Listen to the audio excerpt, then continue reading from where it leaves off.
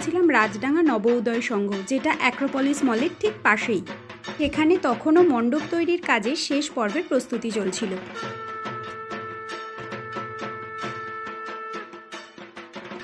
এরপর সেখান থেকে বাস ধরে আমরা চলে গিয়েছিলাম বোসপুকুর শীতলা মন্দির। এরপর সেখান থেকে এক বাসে আমরা গড়িয়াহাট মোড়ে নেমে পূর্বাচল ক্লাবের পুজোটি দেখে নিয়েছিলাম। এরপর পায়ে হেঁটে কিছু দূর গিয়ে একডালিয়া এভারগ্রিন ও সিংহি পার্কের পুজোটা দেখে নিয়েছিলাম। এরপর আমরা দেখে নিয়েছিলাম হিন্দুস্তান পার্কের পুজো, যেখানে থিম ছিল টানা রিক্সা। এরপর কিছু দূর এগিয়েই ত্রিধারা সম্মেলনীর পুজো দেখে নিয়েছিলাম। এরপর দেখে নিয়েছিলাম ছেষট্টিপল্লীর পুজো, যেখানে মণ্ডপ সজ্জা ও প্রতিমা সজ্জায় বিভিন্ন রকম মশলার ব্যবহার করা হয়েছিল।